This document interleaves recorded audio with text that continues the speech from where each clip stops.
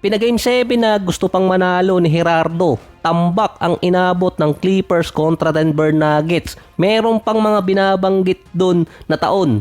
Kaso yun pala yung mga taon na malalaglag ang Clippers. Naghakot pa ng nasa 120 fans itong si Steve Ballmer para dalhin niya sa home court ng Denver. Ganun siya kayaman, libreng ticket ang pinamigay niya, hindi lang ni-report kung pati yung pamasahe at accommodation kasama. Kasi alam ata niyang mawawala si Powell kaya pinaramdam niyang home court pa rin yun ng Clippers. Sa yaman itong si Steve Ballmer, ang binili niyang ticket yung pinakamalapit sa court para makreate yung the wall ng Clippers Arena, kaso wala pa rin. Niyari ng 3-point shot, rebounds at steals ni Westbrook nung first half yung Clippers. Hindi na pinaporma si Kawhi. Sabi nga sa comment section sa last episode ko, mali-mali naman yung stats na yan. Kaso tumama, nawala ulit si Norman Powell. Kapag kasi home court ng Denver, nawawala itong si Powell or hindi siya ganun ka-effective. Until third quarter, 6 points lang siya. Buti na nga lang, hindi siya napili pa nung nakaraang All-Star dahil yun ang pinagtatalunan ng mga analyst, kundi yayariin siya ngayon ng media at siya ang sisihin.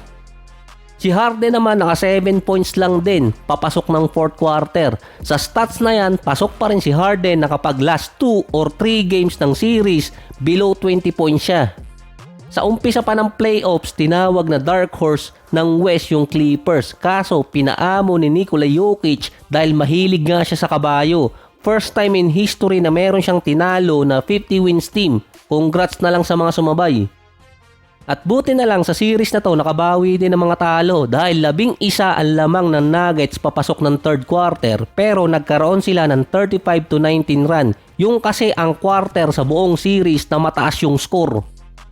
Pinaabot pa ng Nuggets yung lamang sa 25 points papasok ng fourth. Doon na rin sumuko yung Clippers kasi nga nawala din si Harden, si Powell, tapos pinaupo na rin si Kawhi, bawi na lang next season.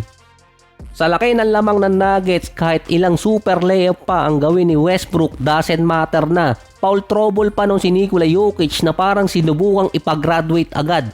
Kaso walang nangyari dahil merong hustle Westbrook off the bench yung Denver. Nagpapataas na lang ng stats yung mga player sa fourth quarter. Akalain mong tinalo pa ng rookie coach si Coach Tyronn Lue ng Clippers. Si Russell Westbrook naman naka 16 points, 5 rebounds, 5 assists, 5 steals at 2 out of 4 sa 3-point area. Bawing-bawi si Russell Westbrook sa mga super layup na ginawa niya last time. So sasabihin na naman sa comment section, kapag maganda nilalaro ni Westbrook, puring-puri, pero kapag pangit, panay po na. Natural, ganun naman talaga kahit naman sinong analyst at sinong reporter, ganun ang gagawin sa NBA. At nilaglag din niya yung team na naglaglag sa kanya noong nakarang off-season kaya nga siya napunta ng Denver. Sa lakas din ni Aaron Gordon, ito ay kapag si Nikola Jokic nagkakatrouble na meron siya na 22 points, 9 out of 15 sa field, samantalang si Jokic 14 points, 8 rebounds, 8 assists at 5 out of 13. Meron pa yung 4 turnovers at 5 foul. Ikalawang sunod na taon ni Harden na hindi siya nakalasot ng first round. Unang nangyari yan nung unang 2 taon din niya sa Houston. Papaangat pa lang siya nun. Makakalaban naman ng Denver ang number 1 seed na OKC Thunder.